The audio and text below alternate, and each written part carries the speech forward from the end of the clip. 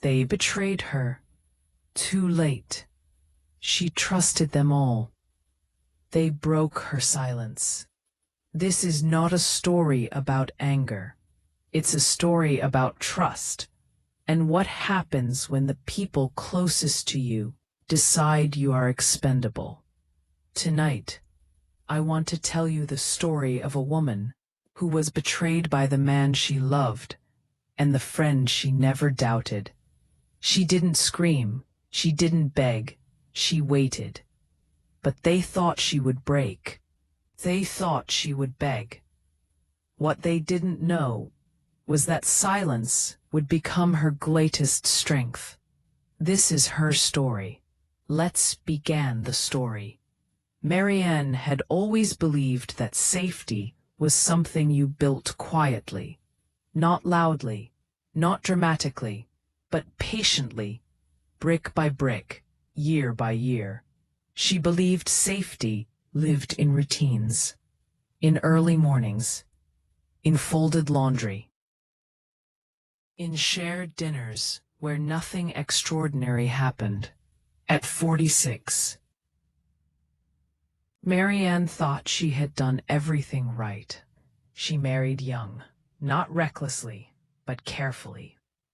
Thomas was kind when they met, gentle in a way that felt rare. He listened. He remembered small details. He made promises that didn't feel exaggerated. They built a life that looked ordinary to everyone else. And ordinary, Marianne believed, was beautiful. Their house sat on a quiet street where nothing ever made the news. The neighbors waved politely. Lawns were trimmed. Porch lights turned on at dusk, almost like a silent agreement that everyone was looking out for one another. Inside that house, Marianne kept things simple. She woke before sunrise, made coffee the same way every morning, left the radio low, just enough to hear voices, but not enough to distract her thoughts. Thomas used to tease her about that. "You don't even listen to it," he'd say, and she'd smile and reply, "I just like knowing the world is awake." Those were the moments she trusted most, the small, unremarkable ones. Her best friend, Elaine, had been part of that world for over 20 years. They met when Marianne's children were still young. Elaine had been louder, funnier, sharper around the edges, the kind of woman who spoke without thinking and laughed even louder afterward. Marianne admired that about her. Elaine brought energy into the quiet spaces of Marianne's life. She knew their house as well as she knew her own. She drank wine from the same cabinet, sat at the same kitchen table, knew which floorboard creaked near the hallway. There was comfort in that familiarity. Trust lived there too. Marianne never questioned it. Why would she? The people she loved were woven into her daily life so tightly that imagining betrayal felt impossible. Like imagining the ground beneath her feet suddenly disappearing. Some nights, when the house was quiet and everyone had gone to bed, Marianne would stand at the kitchen window and look out at the street. She felt grateful. Grateful for peace. Grateful for predictability. Grateful that her life didn't feel like a story worth telling. She didn't know yet that stories don't begin with chaos. They begin with comfort. And comfort, when it breaks, cuts deeper than pain ever could. The first crack in a life rarely sounds like something breaking. More often, it sounds like silence. For her, it arrived quietly on a Tuesday evening that felt no different from any other. The house was calm in the way it always was after dinner. The dishes were drying in the rack, the lights were dimmed low, and the television hummed softly in the background. More habit than interest. She sat on the edge of the couch, folding laundry that still carried the faint warmth of the dryer. Each movement was slow, practiced. Years of routine had taught her how to keep her hands busy while her mind wandered elsewhere. Her husband sat across the room, scrolling through his phone. His posture was relaxed, his attention fixed downward, his expression unreadable in the soft glow of the screen. They had once talked through moments like this. Now, they existed beside each other. She didn't notice the distance growing at first. Distance doesn't announce itself. It expands in small, unremarkable ways. Missed conversations, unanswered questions, glances that don't quite meet. What she noticed instead was the change in energy. He laughed more often at his phone than he did with her. He guarded it the way someone guards a secret, angling the screen away, silencing notifications too quickly. At first, she told herself it meant nothing. People change. Marriages shift. Life becomes busy. She believed these things because believing them was easier than questioning the foundation of her life. Still, something unsettled her. It wasn't jealousy. It was intuition. The quiet awareness that something once shared had become private. One night, long after he had fallen asleep, she lay awake, staring at the ceiling. The room was dark, except for the faint glow of the digital clock beside the bed. The seconds ticked forward with unbearable patience. She replayed recent weeks in her mind, searching for clarity. The way he'd grown distant when she spoke about her day. The way her closest friend, someone she trusted deeply, had suddenly become more present in his conversations. The way he defended that friend a little too quickly, a little too strongly. Her chest tightened. She turned her head slightly, listening to his breathing. It was steady, untroubled, the sound of someone at peace. She wondered when she had stopped feeling that way. The next morning passed in fragments. Coffee left half drunk. A rushed goodbye. The door closing behind him with the familiar finality of routine. She stood alone in the kitchen, staring at the space he'd just occupied. That was when she noticed his phone. He had left it behind, resting face down on the counter. Her first instinct was to ignore it. Privacy mattered. Trust mattered. She had built her marriage on those values. Touching his phone felt like crossing a line she had sworn never to approach. She turned away, busying herself with wiping a counter that was already clean. But the phone vibrated. Once. Then again. The sound echoed too loudly in the quiet room. She froze. Her heart began to beat faster, not with excitement, but with dread. A part of her already knew that whatever waited on that screen would change something forever. She picked it up with trembling hands. The lock screen lit up. A name appeared. Her friend's name. The message preview was brief, unfinished. I can't stop thinking about last night. Her breath caught. She didn't open the message right away. For a moment, she simply stared at the words, hoping they would rearrange themselves into something harmless. They didn't. Her fingers moved on their own. The phone unlocked easily. She knew his code. He had never felt the need to hide it before. What she found wasn't one message. It was a history. Weeks of conversations, intimate jokes, late-night exchanges, filled with familiarity that didn't belong to her. Photos she had never seen, words she hadn't heard spoken in years. Each swipe felt heavier than the last. Her knees weakened, and she sank into a chair, the phone slipping slightly in her grasp.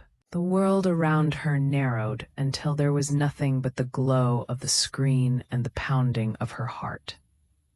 Betrayal doesn't arrive all at once. It unfolds. Piece by piece, it dismantles what you thought was real. She scrolled back further. Promises, plans, regrets disguised as affection. The betrayal wasn't just his. It was hers too. Her friend, someone who had listened to her frustrations, shared meals at her table, smiled across her living room, had known exactly what she was doing. The realization hurt more than she expected. She had trusted them both. The house felt different suddenly, larger, colder, as if the walls themselves had shifted away from her. She placed the phone down carefully, as though it might shatter if she didn't. Her hands were shaking now, her breathing uneven. She didn't cry. Shock has a way of numbing tears. Instead, a strange calm settled over her, a hollow stillness that felt unnatural but necessary. She stood and walked to the window, staring out at the quiet street. Cars passed. Neighbors went about their lives, unaware that something irrevocable had just broken inside her home. She wondered how many times betrayal had unfolded behind closed doors like this, unnoticed by the world. When he returned later that evening, she said nothing. She watched him carefully, noticing things she had once overlooked. The ease with which he lied about his day, the casual affection that felt rehearsed, the way guilt flickered briefly across his face before disappearing behind familiarity. She asked simple questions. He answered smoothly, too smoothly. That night, as they lay in bed, she felt like a stranger beside him. His presence felt foreign, intrusive. She turned onto her side, facing away, her thoughts racing. This wasn't just about infidelity. It was about choice. They had chosen each other, again and again, behind her back. And now she had a choice too. But she wasn't ready to make it yet. Not tonight. Tonight was for survival. She needed time. Time to understand the depth of what had been taken from her. Time to decide who she would become in the aftermath. As she drifted into an uneasy sleep, one truth settled firmly in her chest. This was only the beginning. There are moments in life when nothing actually happens, yet everything changes. This was one of those moments. The house was quiet in a way that felt unnatural, like it was holding its breath. The refrigerator hummed softly in the kitchen, the only sound breaking the stillness. Outside, the late afternoon sun leaned against the windows, spilling long, golden shadows across the living room floor. She stood alone, holding her phone loosely in her hand. For a long time, she didn't move, not because she was frozen in shock, but because she was waiting. Waiting for her heart to deny what her eyes had already seen. Waiting for some logical explanation to rise up and rescue her from the truth. But none came. The message thread remained open on the screen, unchanged. Familiar names, familiar words. And yet, everything about them felt foreign now, contaminated. She slowly lowered herself onto the edge of the couch, as if her legs no longer trusted her to stand. The cushions dipped beneath her weight, soft and forgiving, in a way she didn't feel she deserved. She scrolled again, not because she needed more proof, but because a part of her hoped the words would rearrange themselves into something harmless. They didn't. Each message was a small fracture. Not dramatic, not explosive. Just quiet, deliberate confirmations of something she had tried very hard not to see for months. Inside jokes that weren't meant for her. Plans made in fragments, complaints about her, written casually, almost tenderly. And then the thing that hurt the most. Familiar concern. The way he asked if her friend had eaten. The way he reminded her to rest. The way he used the same tone he once used on her. She exhaled slowly, her breath shaky, but controlled. She had always prided herself on being composed, on not reacting too quickly, on giving people the benefit of the doubt. That instinct had kept her calm. It had also kept her blind. She rested the phone face down on the coffee table, as if it might burn her if she kept holding it. Her hands trembled slightly now, the delayed reaction finally arriving. This wasn't how betrayal was supposed to feel. She had always imagined it would come with shouting, confrontation, tears loud enough to shake the walls. Something obvious, something undeniable. Instead, it came quietly, wrapped in politeness and routine. It came in the form of a man who still kissed her forehead before work, in the form of a friend who still asked how her day was going, in the form of ordinary evenings and shared meals. That realization made her chest tighten. She leaned back against the couch, staring at the ceiling, watching the fan spin lazily above her. Each rotation felt like another second passing where her old life still existed, just barely, before collapsing entirely. Her mind replayed the past months with cruel clarity now. The late replies, the distracted glances, the way conversations would stop abruptly when she entered the room. She had noticed these things. Of course she had. But she had explained them away. Stress, work, fatigue. She had told herself she was imagining it, that she was becoming insecure for no reason. After all, trust was something she believed in deeply. She had built her marriage on it. She had built her friendships on it. And now, sitting alone in that quiet living room, she wondered if that belief had been her greatest mistake or her greatest strength. Because even now, even with the proof resting just inches away from her, she didn't feel rage. She felt something heavier, disappointment, not just in them, but in herself. She thought about the woman she had been before all of this.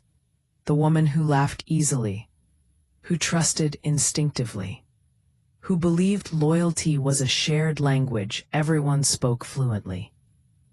That woman felt very far away now. She stood up slowly and walked to the window. Outside, the neighborhood looked exactly the same as it always had. Children rode bikes down the street. A neighbor watered their lawn. Someone laughed in the distance. The world hadn't changed. Only her place in it had.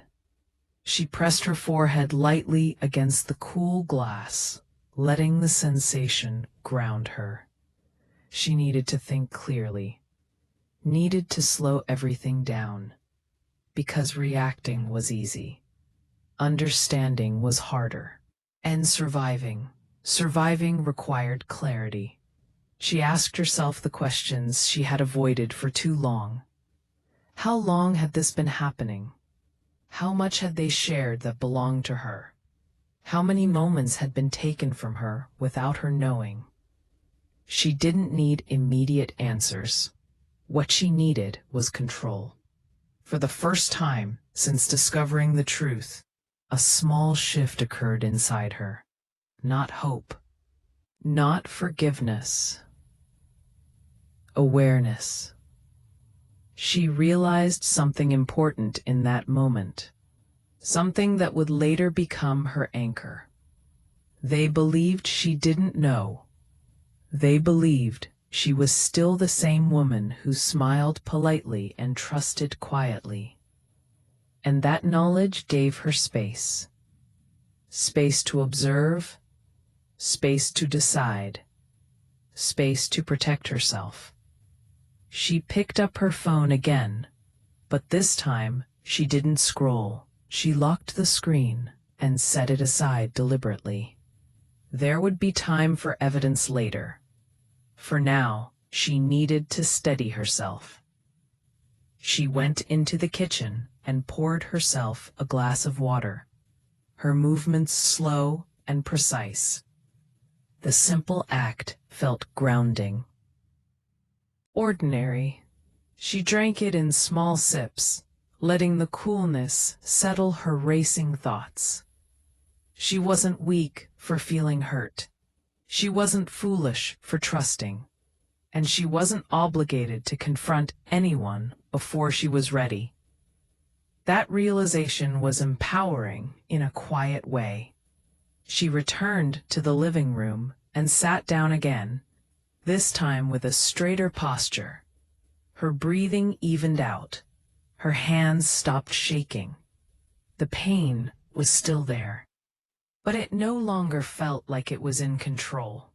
As evening crept in and the sunlight faded, she turned on a small lamp beside the couch. The warm glow filled the room gently, softening the edges of everything.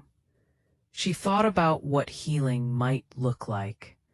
Not revenge, not dramatic ultimatums, but reclaiming herself, her dignity, her voice, her future. She didn't know yet whether forgiveness would ever be possible or whether justice would take another form entirely. What she knew was this: she would not beg, she would not collapse, and she would not allow betrayal to define her ending. Somewhere beyond the quiet walls of that house, consequences were waiting patiently. And for the first time since the truth revealed itself, she felt ready to meet them on her own terms. The house felt different now. Not louder, not emptier, just aware. Elena noticed it the moment she stepped inside. The air carried a strange stillness, as if the walls themselves were holding their breath. The familiar smells of coffee and fabric softener lingered, but they felt distant, almost borrowed. Nothing had changed on the surface, yet something underneath had shifted beyond repair. She placed her bag on the entry table and stood there longer than necessary, her fingers resting on the edge as though it might anchor her. Her reflection stared back at her from the mirror across the hall. The same woman, the same face, but the eyes told a different story. They were quieter now. For days, maybe weeks, her mind had been a storm of questions. Had it started earlier than she thought? Had she missed signs because she trusted too easily? Or because she needed to believe the people closest to her wouldn't betray her? She moved slowly through the house, touching things as she passed. The couch where she and Daniel had once laughed over terrible reality shows. The kitchen counter where Maya had leaned, sipping wine, offering advice that now tasted bitter in memory. Each object held a ghost of a moment that felt suddenly dishonest. Elena paused at the kitchen window. Outside, the late afternoon sun stretched long shadows across the lawn. Life, it seemed, had no intention of stopping just because hers felt cracked down the middle. She had spent so much energy replaying conversations, rereading messages, examining silences, but exhaustion had finally settled into her bones. The kind that came not from lack of sleep, but from carrying truth too heavy for too long. That was when it arrived, not as rage, not as tears, but as clarity. It didn't explode. It didn't demand attention. It simply settled. The realization that she didn't need answers to survive. She had spent her life believing that understanding would save her, that if she could just explain enough, listen enough, love enough, things would stay whole. But now she saw the flaw in that thinking. Some betrayals don't need analysis, they need boundaries. Elena poured herself a glass of water and sat at the kitchen table, the same place where she had once planned holidays and birthdays. Her phone lay face down beside her. For the first time since everything began unraveling, she didn't feel the urge to check it. She let herself breathe. Daniel had been quieter lately. Not absent, just removed. His apologies came in fragments. Half-finished sentences. Vague regret without accountability. He said he was confused, that things had just happened, that he never meant to hurt her. And Maya had cried. She had held Elena's hands and said she was sorry, that she had felt lonely, that she hadn't planned for it to go that far, that it didn't mean anything. Elena had nodded. She had listened. She had absorbed their pain as if it were her responsibility to soften it. But now, sitting alone, she understood something important. Their regret came too late to be meaningful. It wasn't the betrayal itself that cut the deepest. It was the assumption that she would endure it quietly, that her forgiveness was guaranteed, that her silence would be convenient. She remembered something her mother once said years ago, in a conversation that seemed unimportant at the time. People show you who they are when they think you won't leave. Elena had laughed then. She wasn't laughing now.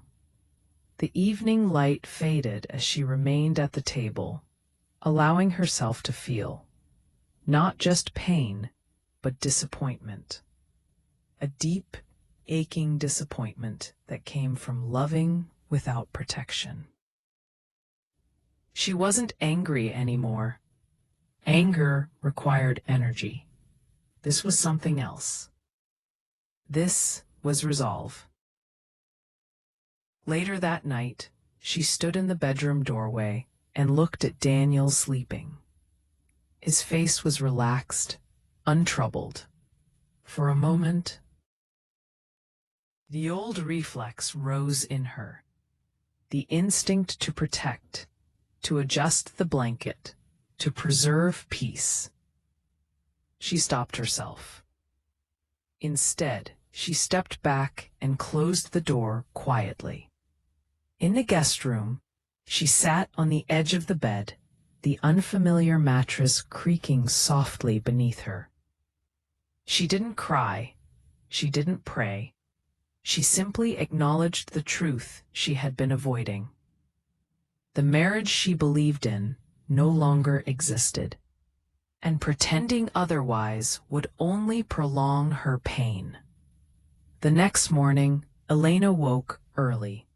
The sky outside was pale and undecided, caught between night and day. She brewed coffee and drank it standing by the sink, watching steam rise like something leaving her body. When Daniel came into the kitchen, his voice was cautious. "You're up early." She nodded. "I couldn't sleep." He hesitated, then sat across from her. There was a question in his eyes, a hope that she would reassure him, that she would make things easier. She didn't. "I need space," she said calmly. He blinked. "Space?" "Yes. Not a break. Not time to think. Space." The words felt solid as she spoke them. Real. "I'm not asking for permission," she continued. "I'm telling you what I need." He opened his mouth, then closed it again. The silence between them stretched, uncomfortable and raw. "I'm sorry," he said finally. She nodded once. "I know." But she didn't add anything else. Later that day, she blocked Maya's number, not out of spite, but necessity. Healing required quiet, and Maya's voice carried too much noise. As the hours passed, Elena felt something unfamiliar rise within her. She sat on the porch, with a blanket around her shoulders, the air cool against her skin. She thought about the woman she had been before all this began, the one who believed loyalty was unbreakable, the one who trusted instinctively. She didn't hate that woman, but she wouldn't be her again. She was becoming someone new, someone who understood that love without respect is a slow erosion. Someone who knew that survival didn't always look like fighting. It sometimes looked like walking away quietly. As night settled in, Elena closed her eyes and let herself imagine a future that didn't revolve around repairing what others had broken. For the first time, it didn't feel impossible. It felt inevitable. There is a particular kind of silence that doesn't feel peaceful. It presses in from every direction. It lingers long after voices have left the room. For her, that silence began the morning she stopped asking questions. She woke before dawn, as she had most days since the truth started unraveling. The house was still. The walls held their breath. Even the clock on the kitchen wall seemed reluctant to tick too loudly. She stood by the sink, hands resting against the cool porcelain, staring out at a sky that hadn't yet decided whether it wanted to be light or dark.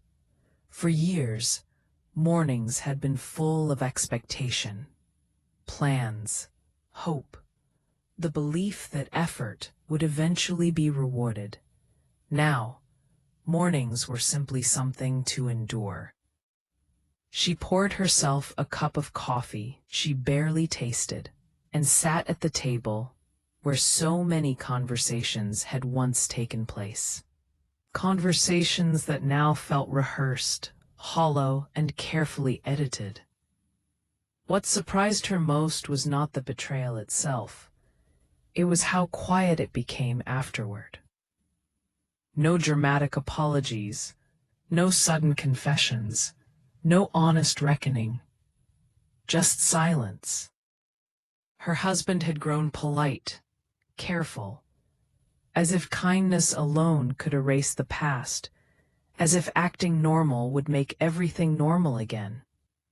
Her friend, once inseparable, once trusted with secrets she had never spoken aloud, had disappeared entirely.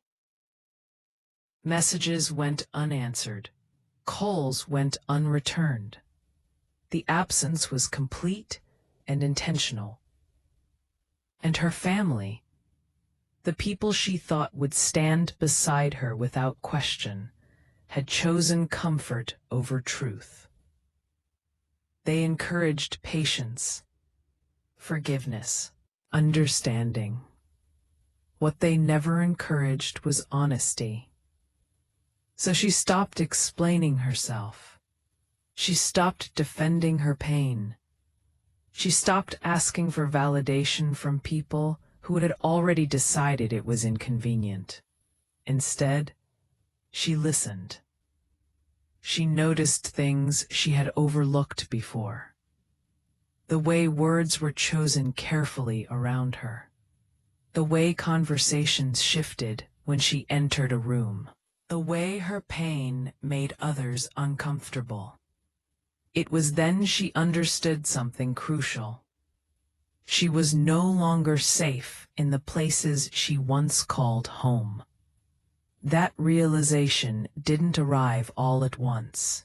It unfolded slowly, like a long shadow stretching across the floor as the sun moves. And with it came grief.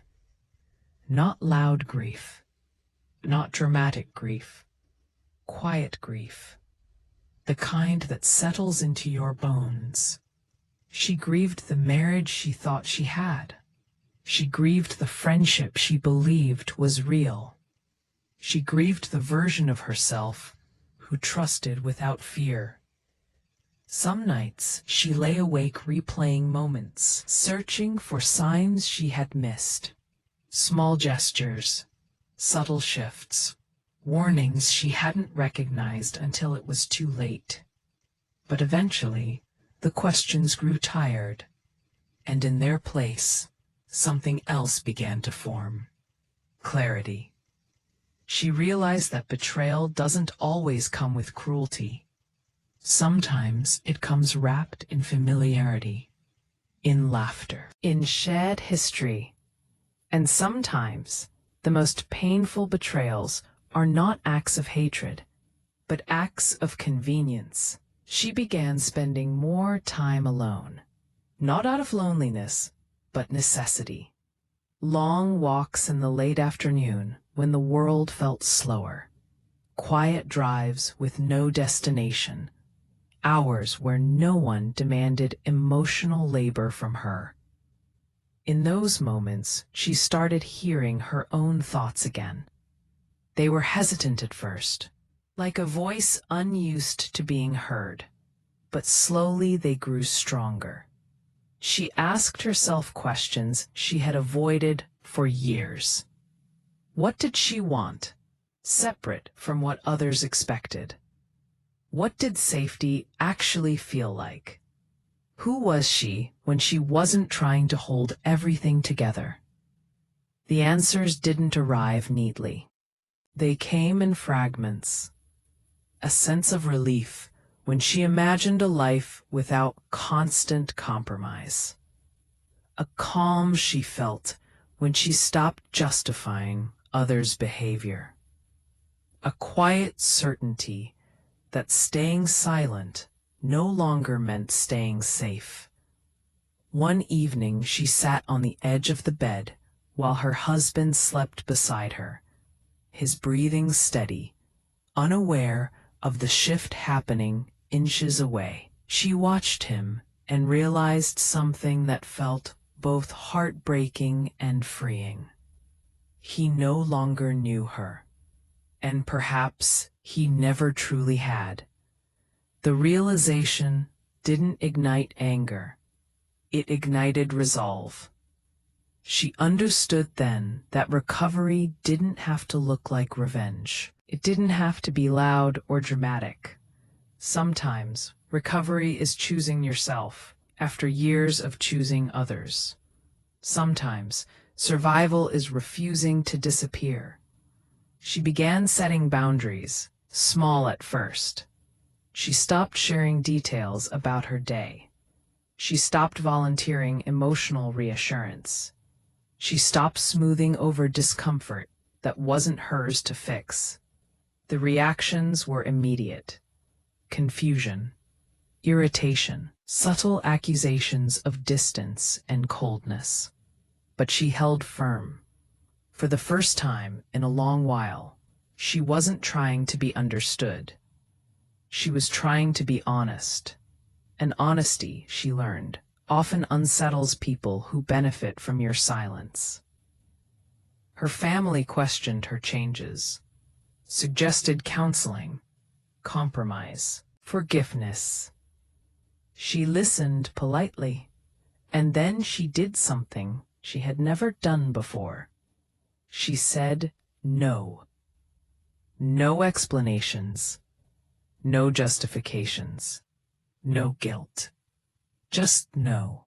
That word felt foreign on her tongue at first, but with repetition, it grew steadier, stronger.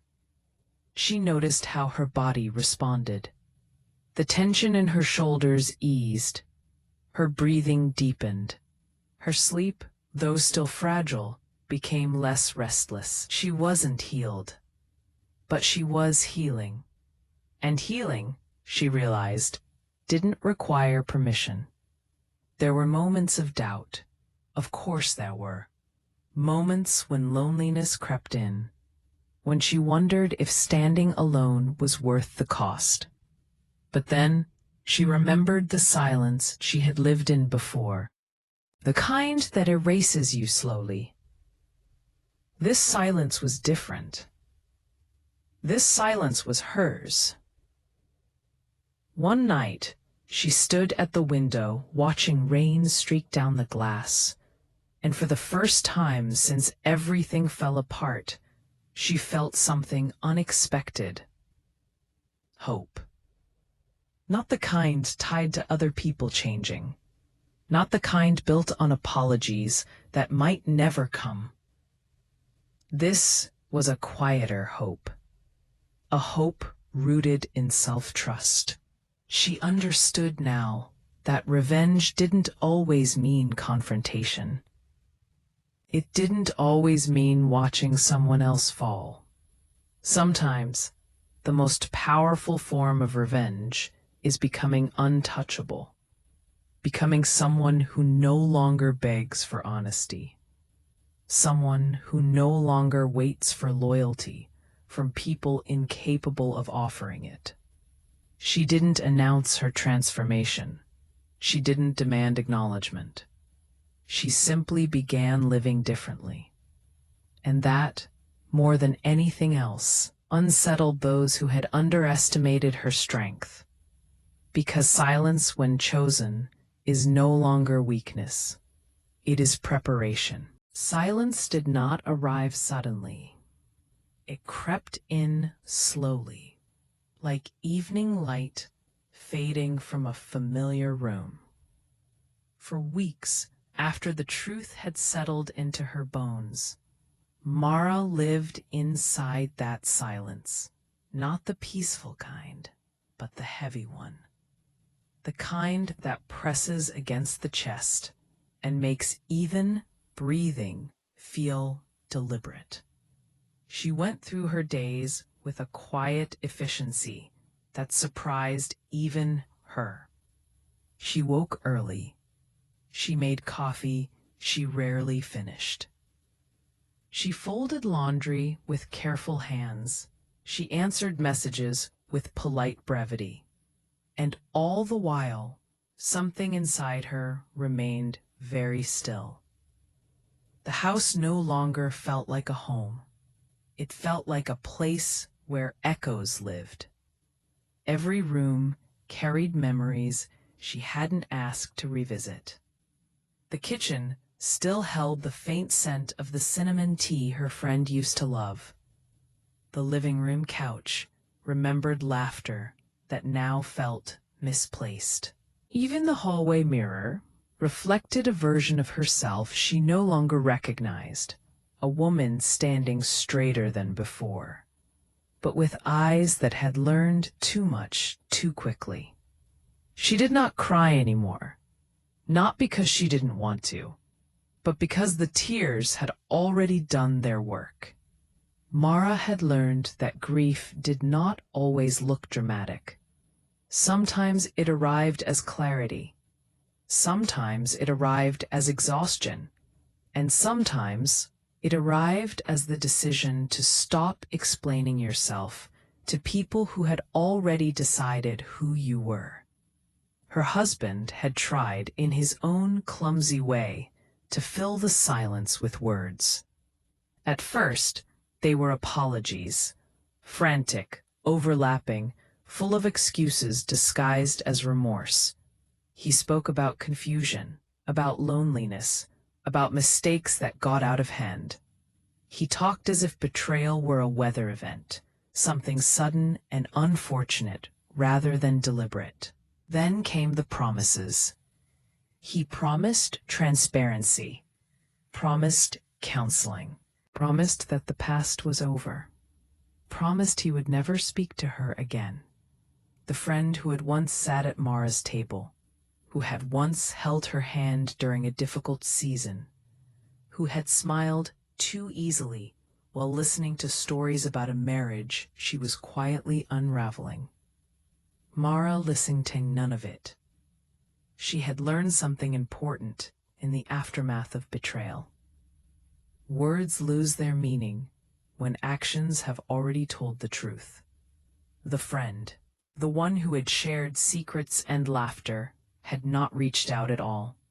No apology, no explanation, no acknowledgement, just absence. And in some strange way, that absence spoke louder than anything else could have. It told Mara that guilt, when paired with selfishness, often chooses silence over accountability. There were moments when anger rose unexpectedly. It would flare while she stood in line at the grocery store, or while she folded a shirt that wasn't hers anymore. But the anger didn't explode. It burned low and steady, like a controlled flame. Not destructive, focused. Mara wasn't interested in revenge fueled by chaos. If she was going to reclaim her life, it would be done with intention. She began to notice small shifts in herself. She stopped checking her phone for messages that would never come. She stopped rehearsing conversations in her head. She stopped imagining what she would say if she ever confronted her former friend. Instead, she started noticing what felt lighter. Mornings felt quieter, but also calmer. Her thoughts, once tangled, now lined up more neatly. Her decisions came faster, without guilt trailing behind them. One afternoon, while cleaning out a drawer in the study, she found an old notebook.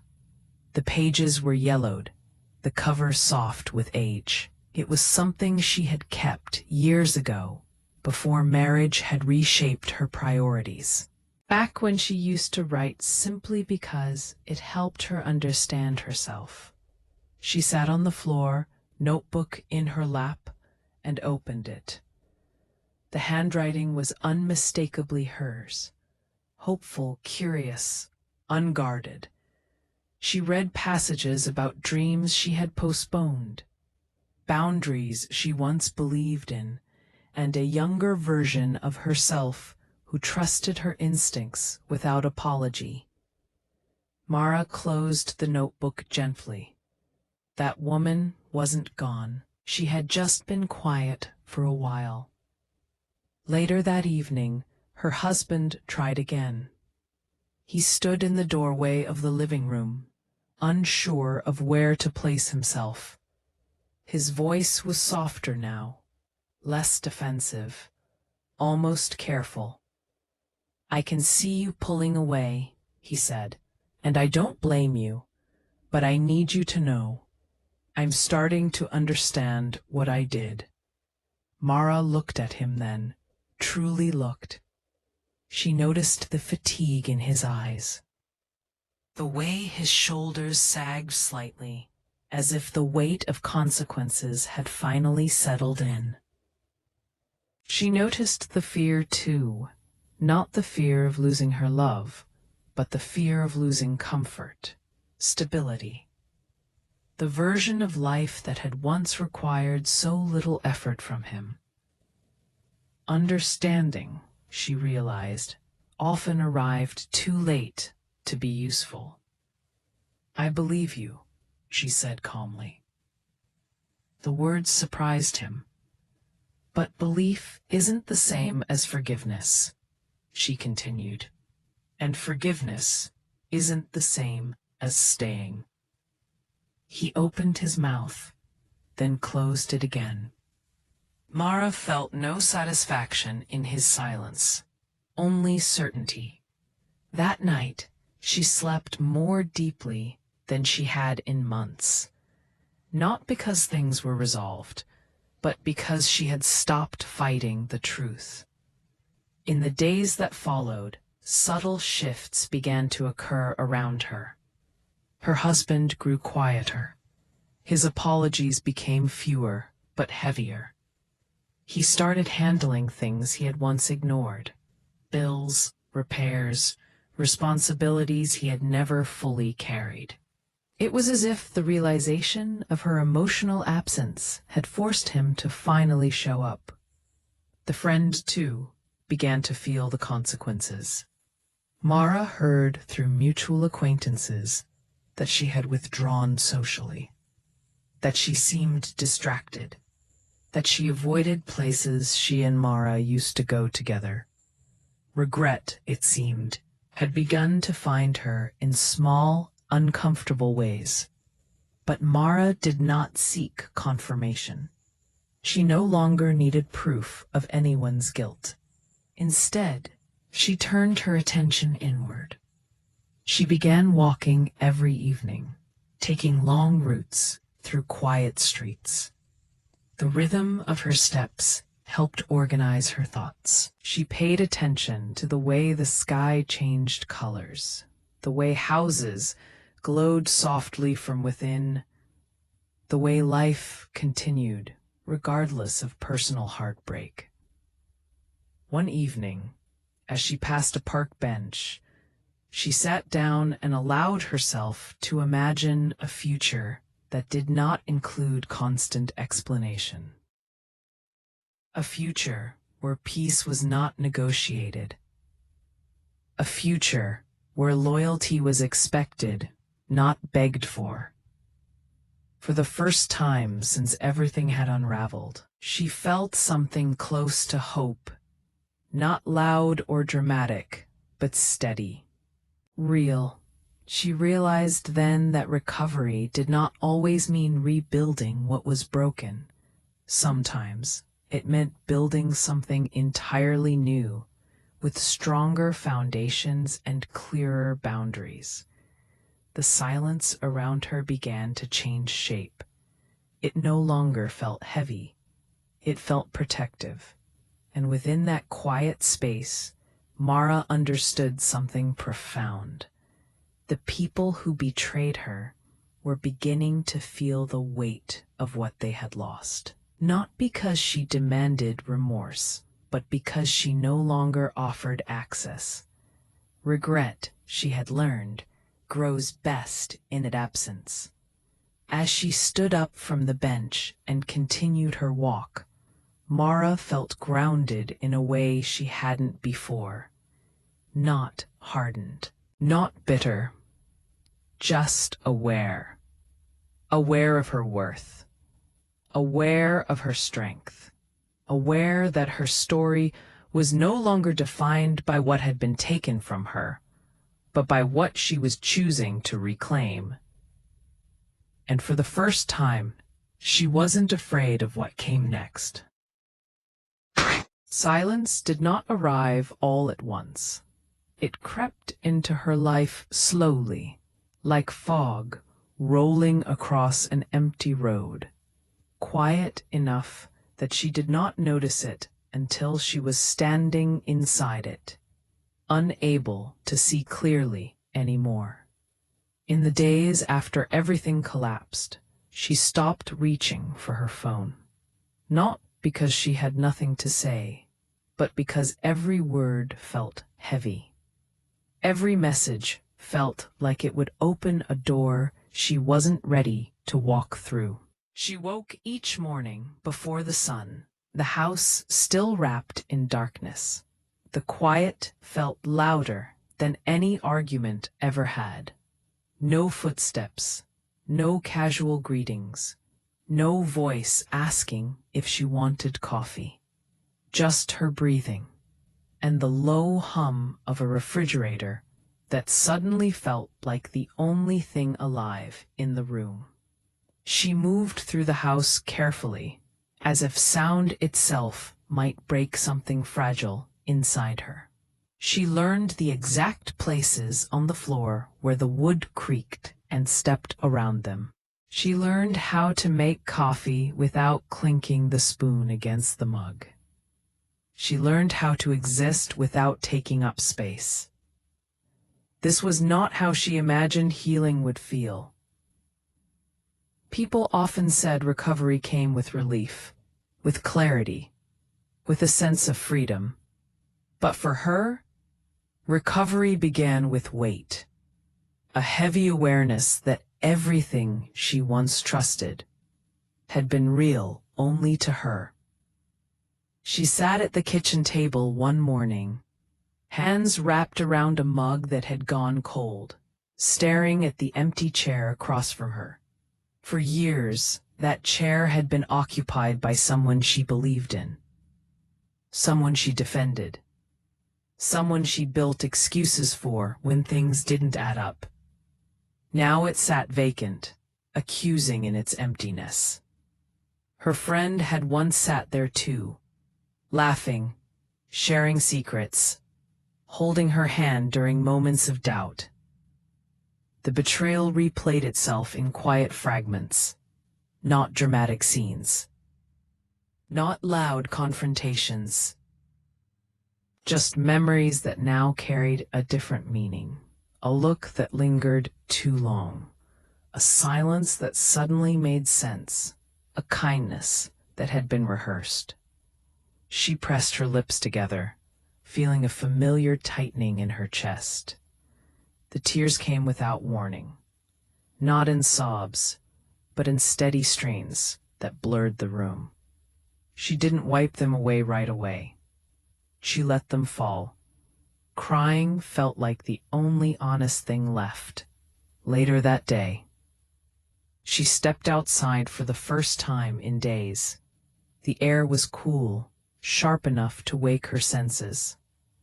She wrapped her coat tighter around herself and walked slowly down the street, her footsteps echoing against the pavement.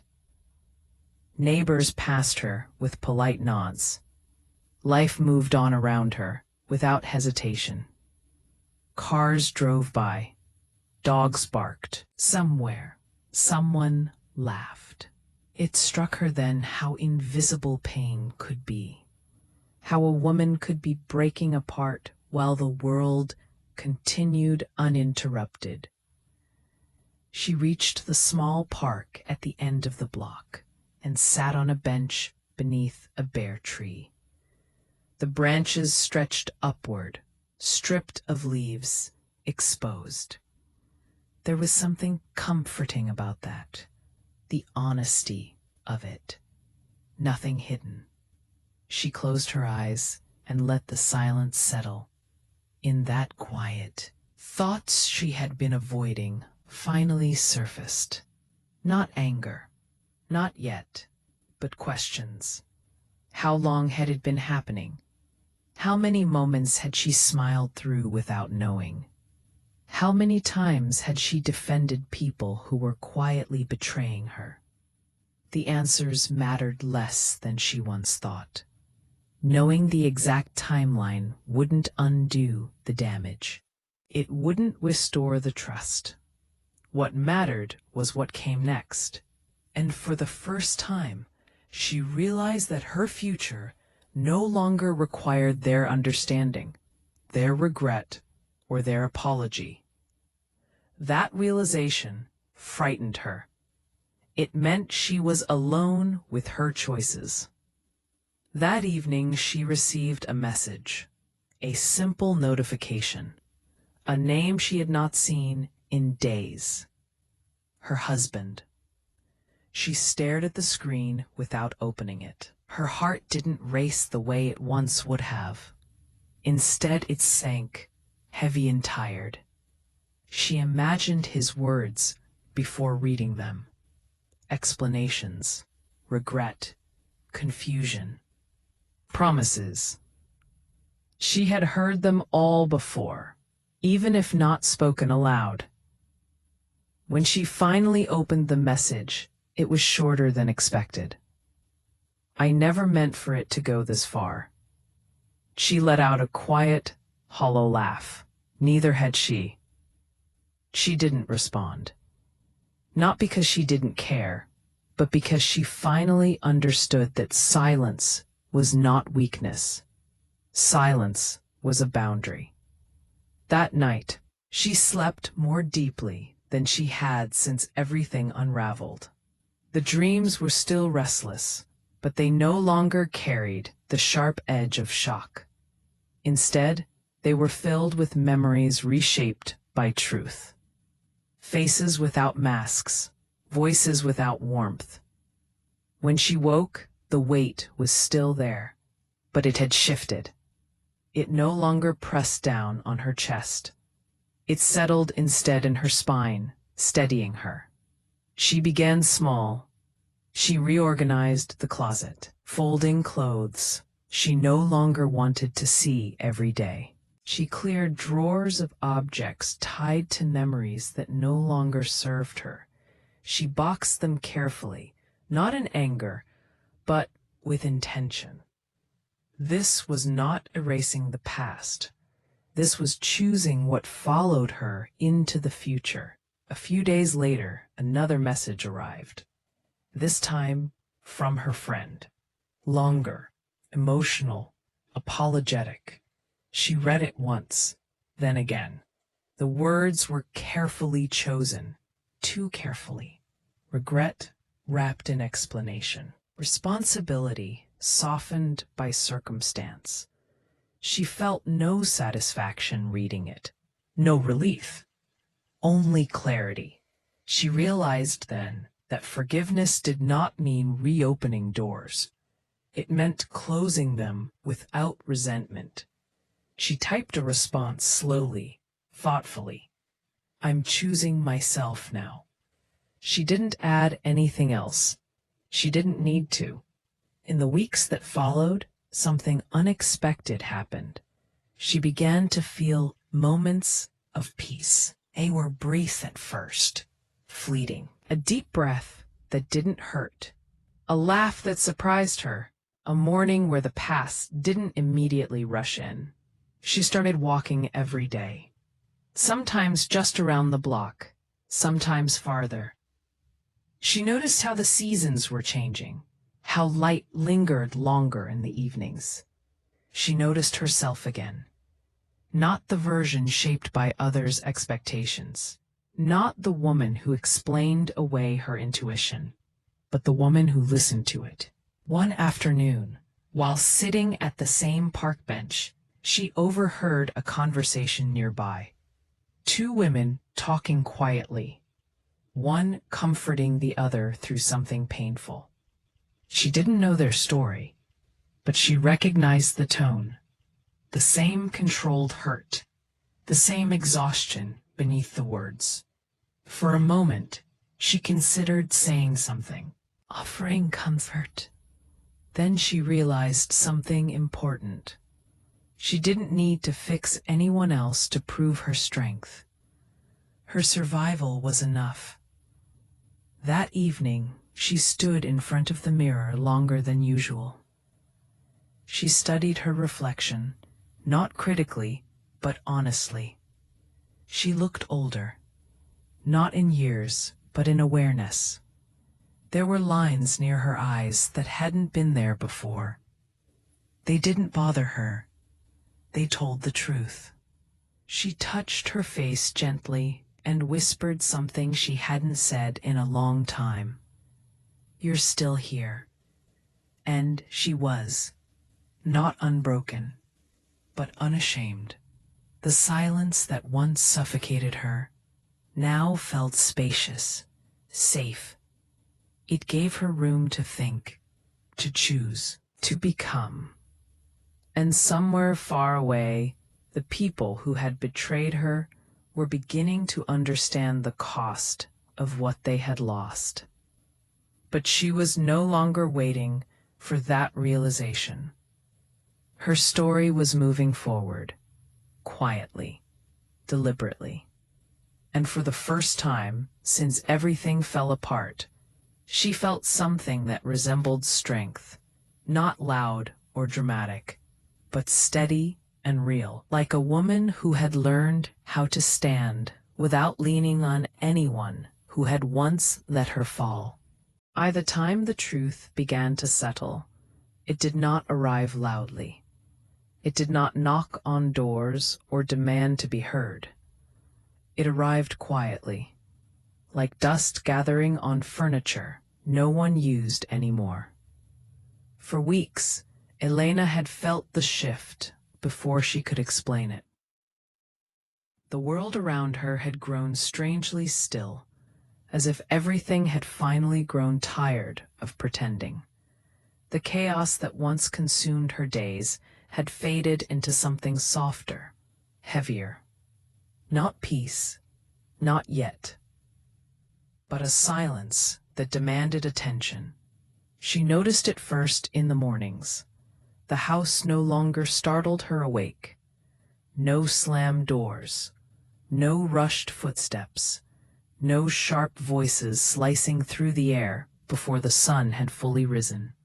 The kitchen sat untouched, cups where they had been left the night before, light creeping in through the blinds as if uncertain whether it was welcome. Elena stood at the sink one morning, hands resting against the cool porcelain, watching her reflection in the glass of the window. She barely recognized the woman staring back, not because she looked broken, but because she looked steady. For so long her reflection had held tension, tight shoulders, guarded eyes, a jaw clenched against words she had never been allowed to say. Now there was something else there, a quiet strength, a patience that came from surviving what should have destroyed her. The betrayal had not ended suddenly. It had unraveled slowly, like a thread pulled loose and left to drag behind everything Marcus touched. At first, the guilt lived only in his silences. He lingered longer in rooms, as though waiting for permission to leave. His voice softened, careful, choosing words that carried no weight. When Elena spoke, he listened in a way he never had before. Not to respond, but to absorb. She felt it most in what he no longer asked. No accusations, no demands, no control disguised as concern. It was as if the version of himself that once stood tall and certain had begun to shrink under the truth he could no longer escape. And then there was Mara. The friendship that had once felt inseparable now existed only in fragments. Memories Elena examined with new eyes. The laughter, the shared secrets, the hours spent confiding in someone she believed would protect her heart. Mara's messages had stopped. At first, Elena thought it was coincidence. Life moved on. People got busy. But then the silence stretched, growing uncomfortable, heavy with meaning. When Mara finally reached out, weeks later, the message was short. Too short. No warmth, no familiarity, no attempt to bridge the distance. Just words that felt rehearsed, careful, written by someone who feared saying the wrong thing. Elena read the message once, then again. Then she put the phone down. She didn't respond, not because she didn't know what to say, but because she finally understood that silence could speak louder than any confrontation. The truth no longer needed to be dragged into the open. It had already revealed itself through absence. For the first time, Elena allowed herself to stop chasing closure. She had spent years believing she needed explanations to move forward, that understanding the why would somehow undo the damage. But standing in the stillness of her life now, she realized something profound. Closure wasn't something they could give her. It was something she gave herself. Marcus noticed the change before Elena said a word. She no longer reacted. Where once her emotions had spilled over, frustration, sadness, confusion, now there was calm. Not indifference, but clarity. She spoke when she wanted to. She listened when she chose to. And she stopped filling the space with effort meant to hold a marriage together alone. The shift unsettled him. One evening, as the house settled into quiet again, Marcus stood in the doorway of the living room, watching Elena sit with a book she wasn't really reading. "I can tell something's different," he said softly. Elena didn't look up right away. She let the silence breathe. "Yes," she said finally, "it is." Marcus stepped closer, his movements hesitant. Gone was the confidence that once made decisions without consultation. Gone was the certainty that she would always be there, waiting, forgiving. "I know I hurt you," he said. "More than I admitted." The words hung between them, fragile. Elena closed the book and placed it beside her. "I know," she said. There was no anger in her voice, no accusation. That frightened him more than shouting ever could have. "I don't expect forgiveness," Marcus continued, his voice tightening, "but I regret it. Every day." Elena studied him, really studied him, and for the first time, she didn't see the man who betrayed her. She saw the man who now had to live with it. Regret had a way of aging people, of softening arrogance and stripping away illusions. Marcus's eyes carried the weight of consequences he could no longer escape, and for a moment, Elena felt something she hadn't expected. Not satisfaction, not revenge, but release. "I didn't need you to regret it," she said quietly. "I needed to stop blaming myself for it." Marcus swallowed. "I was selfish," he said. "I let someone else come between us." Elena nodded once. "Yes," she said. "You did." She didn't argue. She didn't demand details. She didn't ask him to explain. She didn't need to. What surprised her most was how little the conversation changed her.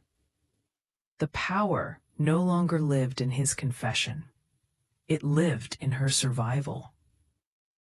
Later that night, Elena lay awake, listening to the rhythm of the house, the faint hum of electricity, the distant sound of a passing car, the quiet breathing of a life no longer centered around pleasing others. Her thoughts drifted to the years she had spent shrinking herself to keep peace, to the moments she ignored her intuition because trusting others felt easier than trusting herself. She thought of Mara, of friendship twisted by envy and desire, of loyalty sacrificed for attention and validation, of someone who mistook closeness for entitlement. Mara's regret, Elena knew, would come later. It always did. Not immediately, but slowly, once the excitement faded and reality settled in. Once she realized what had been lost in exchange for something fleeting. But by then, Elena would no longer be waiting. The days that followed brought clarity instead of chaos.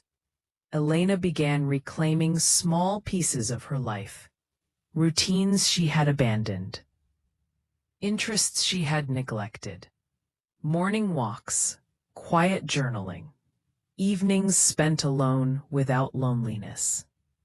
She no longer explained herself. She no longer justified her boundaries, and in that space, something unexpected grew. Peace. Marcus tried to rebuild, not with grand gestures, but with restraint. He listened more than he spoke. He stopped assuming. He started asking. But Elena understood something he didn't yet grasp. Healing did not guarantee reconciliation. Regret did not guarantee restoration. And forgiveness did not mean returning to the past. She had crossed a threshold she could not uncross. One afternoon, Elena received another message from Mara. This one, longer, apologetic, filled with remorse and explanations that arrived far too late. Elena read it slowly, her emotions steady. She did not respond, not because she wanted revenge, but because silence had become her boundary, and boundaries, she had learned, were not punishments. They were protection. As the sun dipped low that evening, casting golden light across the living room floor, Elena stood by the window once more. The woman reflected there looked different now. Not hardened, not cold, but complete. She had survived betrayal without becoming bitter.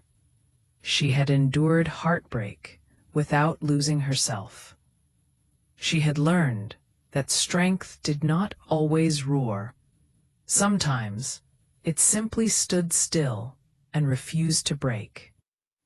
And somewhere beyond the walls of that quiet home, regret continued to echo, not as her burden, but as theirs. By the time the house grew quiet again, she had learned something important about silence. It was not emptiness. It was not weakness. And it was certainly not loneliness. Silence, she realized, was power, the kind that didn't need witnesses. She stood at the kitchen window long after the lights outside had dimmed, watching the reflection of her own face in the glass. It looked different now. Not younger, not older either, just steadier, as if something inside her had finally settled into place after years of being constantly disturbed. The phone lay face down on the counter behind her. She knew there were messages on it. She could feel their weight without looking. Regret always had a way of announcing itself before words ever appeared. But tonight, she did not reach for it.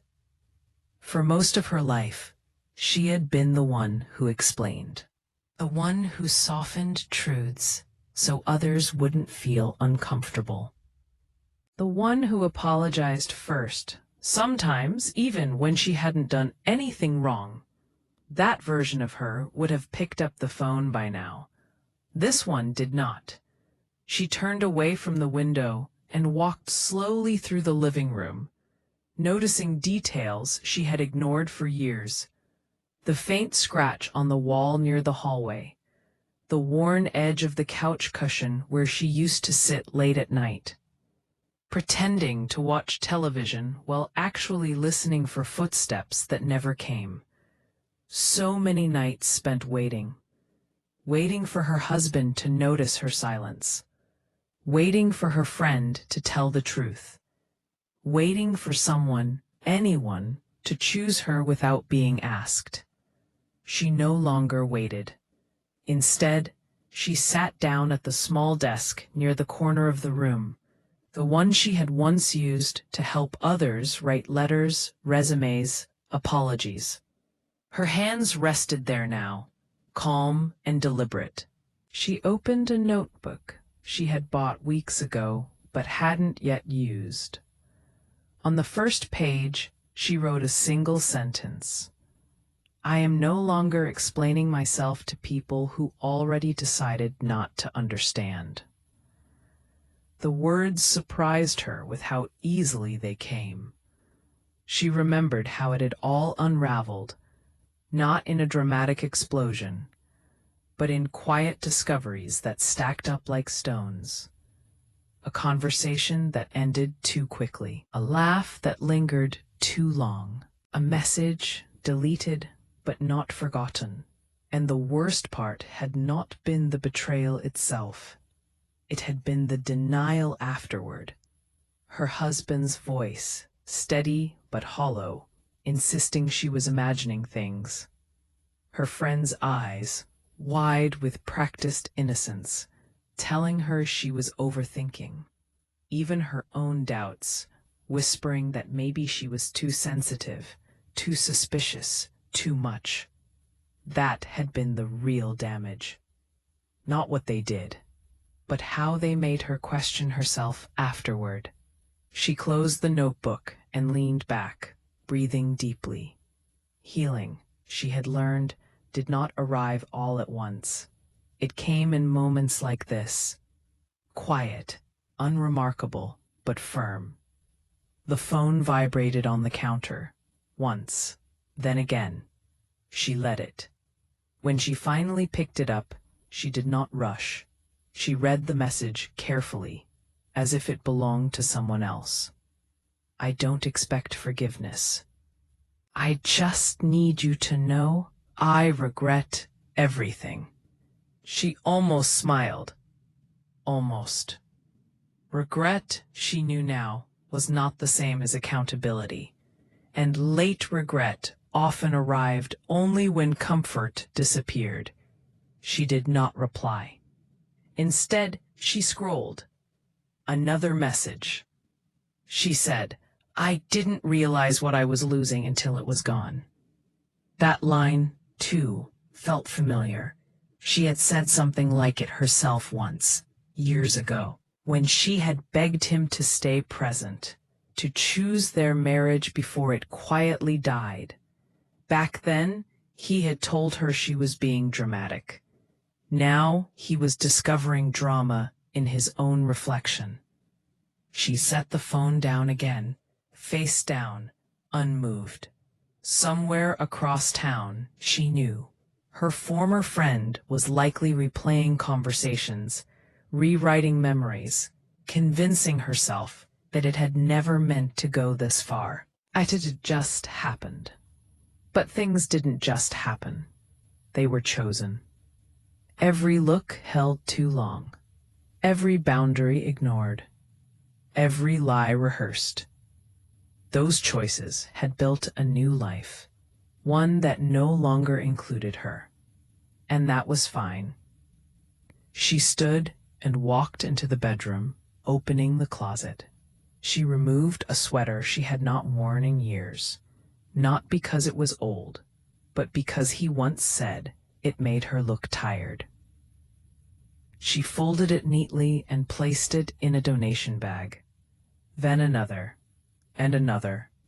Each item removed felt less like loss and more like space. Space to breathe. Space to exist without explaining herself. Space to become someone who no longer shrank to fit into other people's comfort. She caught her reflection in the mirror again, this time clearer, unfiltered by glass. "I survived," she said softly, testing the words aloud. They felt real, and the next morning arrived gently. No rush, no urgency. Just light spilling across the room, steady and forgiving. She made coffee and sat at the table, listening to the hum of the house. There was no tension in the air anymore. No need to anticipate moods. No need to perform peace. Her phone buzzed again. This time, the message was longer. An apology, carefully written, heavy with guilt, filled with explanations she had once begged for. He admitted his mistakes. He admitted his cowardice. He admitted that losing her had finally forced him to see what he had done. She read it all. And then she placed the phone down and exhaled. There was a time when this message would have shattered her, when it would have reopened every wound, every hope she had buried. Now, it simply felt late. She did not hate him. She did not wish him harm. She simply did not need him anymore. And that, she realized, was the most honest ending possible. She replied with one sentence. "I hope you learn from this, but my healing doesn't require your regret." She sent it and felt no rush of fear, no second guessing, no urge to explain further. It was done.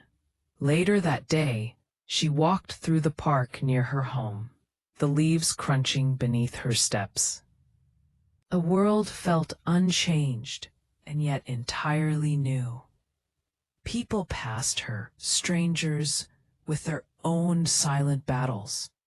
And for the first time in a long while, she felt connected to herself more than to anyone else's expectations. She had not taken revenge. She had not begged for understanding. She had not tried to be the bigger person in a way that erased her pain. She had simply chosen herself. And somewhere behind her, she knew regret was still knocking, but she no longer lived there. By the time autumn arrived, the truth no longer felt sharp. It felt heavy. There was a difference she had learned to recognize. Sharp pain cuts quickly. Heavy pain settles in, presses down on the chest, and demands to be carried slowly, deliberately, day after day. This was the kind of pain that didn't scream. It stayed quiet. It waited. She noticed it most in the mornings. The house had changed again, not in structure, but in energy. The rooms felt calmer, less tense, as if the walls themselves had exhaled. Sunlight crept across the floors without resistance. The air no longer felt thick with expectation or fear. Silence was no longer something to survive. It had become something she could rest inside. She had not spoken to him in weeks, not because she couldn't, but because there was nothing left that needed saying. Regret had a way of arriving late. When it finally showed up, it did not knock. It stood awkwardly at the door, unsure if it was welcome, unsure if forgiveness was even possible. She did not open that door. Instead, she continued living. Her days were structured now, predictable, purposeful. She woke early, not out of anxiety, but out of clarity. Mornings belonged to her. Coffee brewed slowly. Windows were opened without hesitation. She had learned how much power lived in small choices. The decision to step outside, to breathe deeply, to let the cold air wake her fully. There had been a time when mornings felt like negotiations with dread. She remembered that version of herself well, the woman who lay still, listening for signs of danger. The woman who measured her worth by how useful she could be to others. That woman no longer lived here. What surprised her most was not the peace, it was the absence of guilt. For years, guilt had followed her everywhere, whispering that her needs were excessive, that her boundaries were cruel, that her silence was punishment. Now, silence felt like self-respect. The regret, when it came, did not come directly to her. It arrived through others. Messages left unread, emails written too carefully, apologies filtered through mutual acquaintances who didn't know where to place their loyalty anymore. People who once believed one story were now quietly realizing they had been told only half of it. She did not correct them. She no longer needed witnesses. He, on the other hand, needed them desperately. She learned, without asking, that his world had begun to narrow.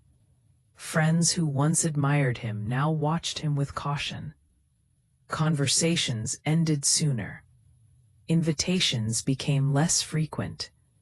Trust, once broken, did not shatter loudly. It dissolved, and regret followed closely behind.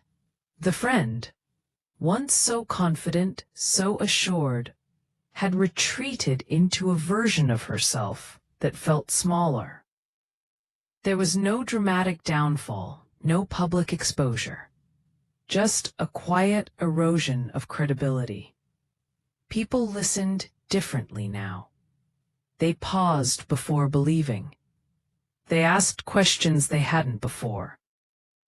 Betrayal does that. It teaches others to look closer. She felt no satisfaction in this. That surprised her too.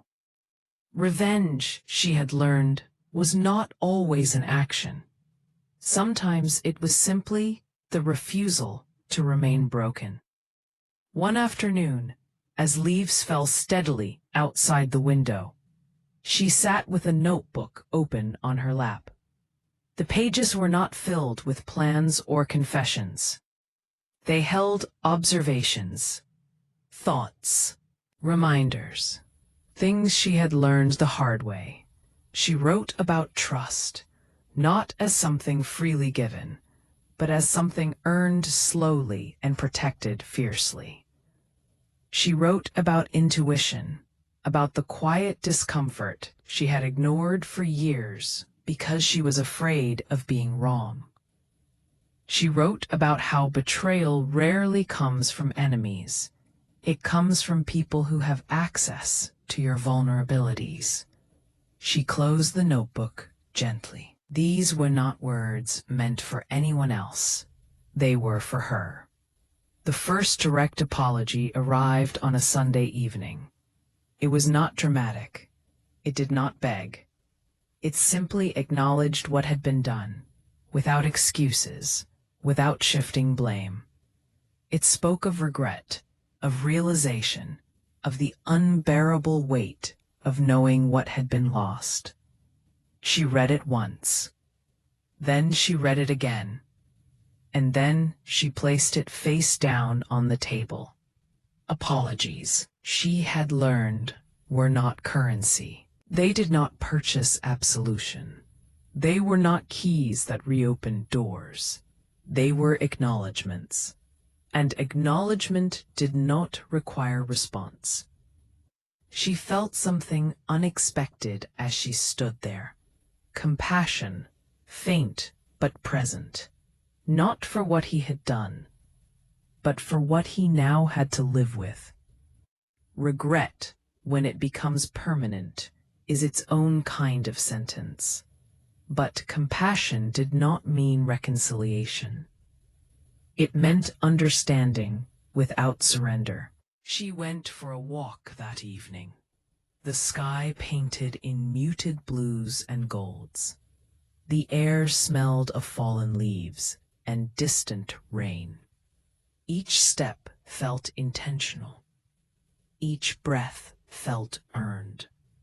She realized then that survival had been the first victory. Recovery had been the second.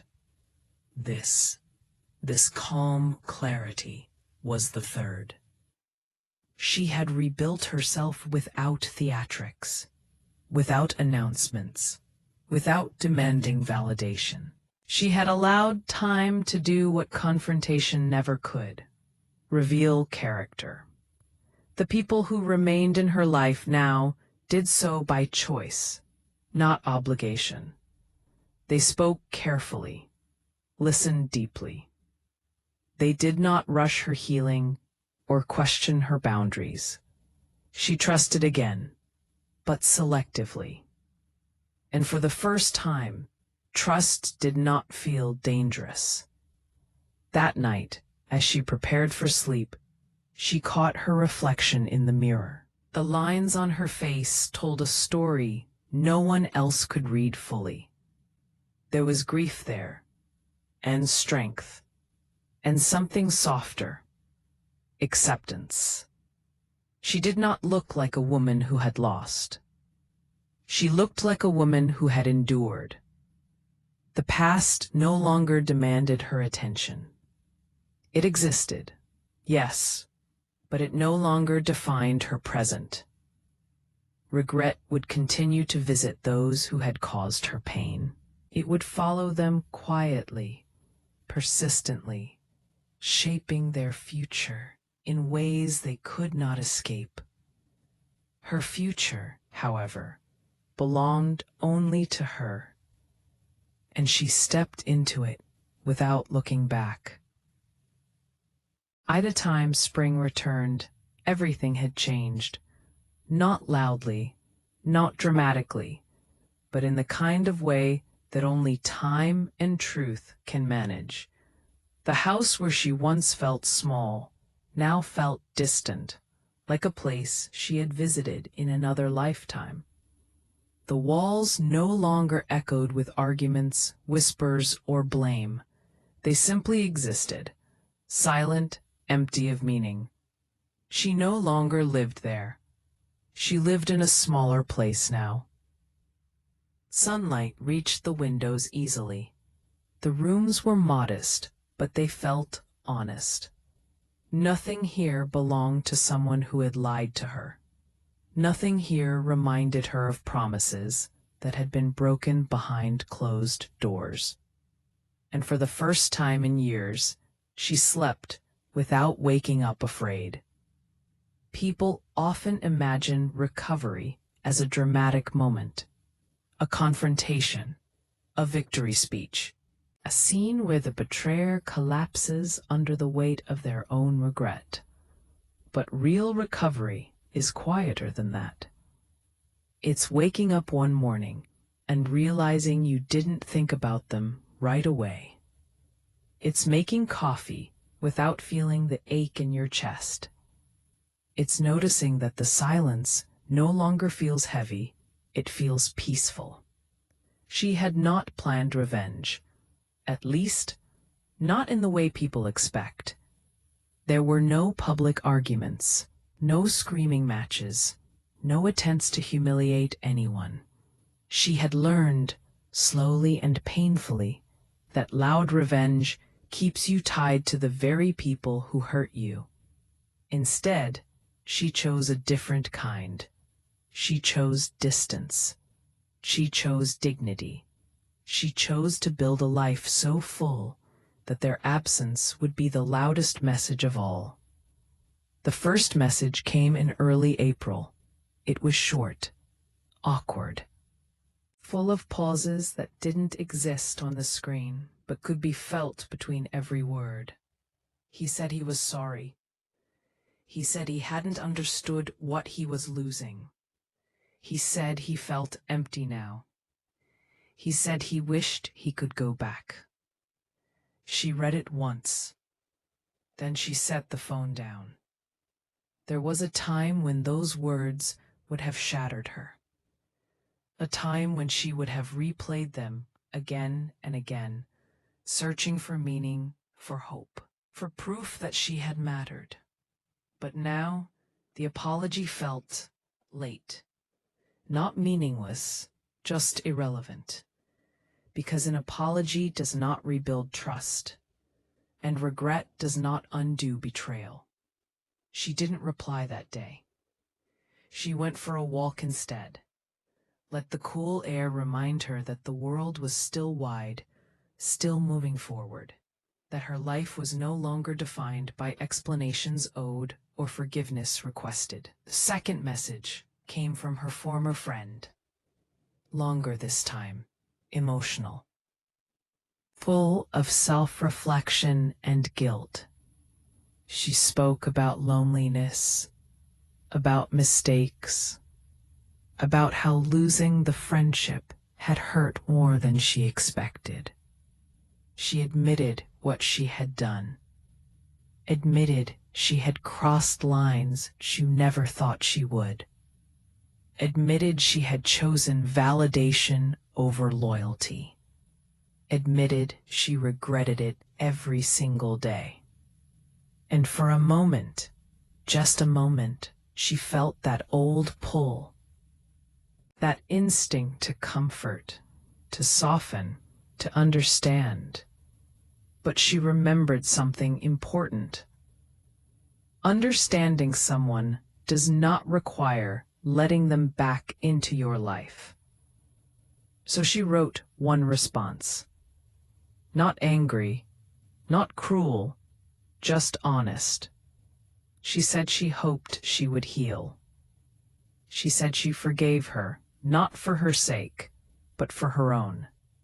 And she said goodbye. It was the hardest kind of strength, the strength to end something without hatred. Months passed, and something unexpected happened.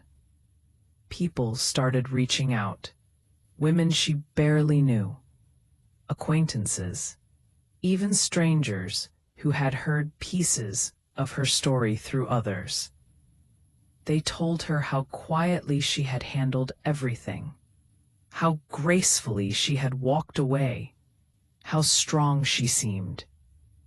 She always wanted to correct them. She wanted to say she hadn't been strong at first, that she had cried alone, that she had doubted herself.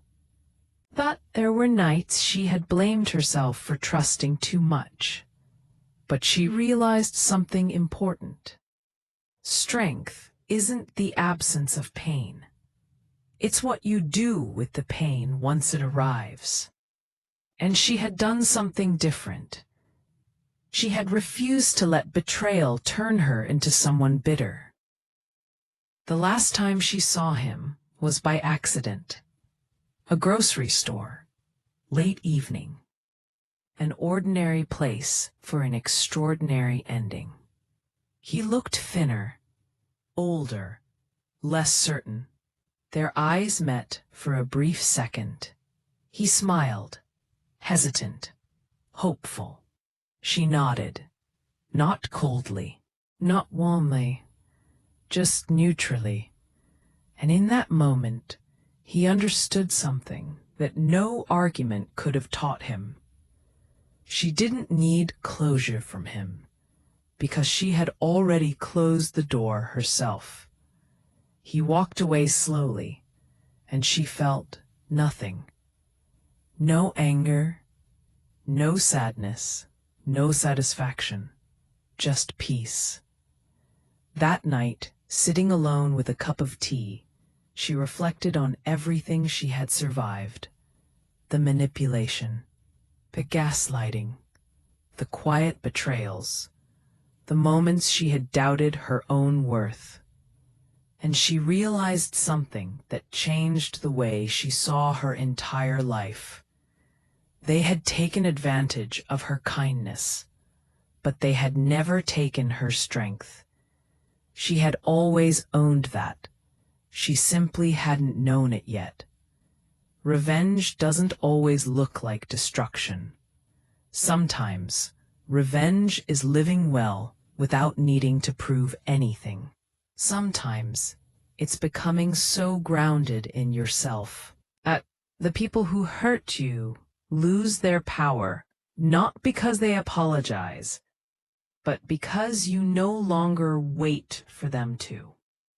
She didn't rebuild her life to show them. She rebuilt it for herself, and that made all the difference. Some betrayals don't break you. They wake you up. They show you who deserves access to your heart and who never did. If you're listening to this and recognizing pieces of yourself in her story, remember this. You don't owe loyalty to those who betrayed you. You don't owe forgiveness before you're ready. And you don't owe anyone your silence if it costs you your peace. Healing is not about forgetting what happened. It's about remembering who you were before the pain and choosing to become even stronger after it.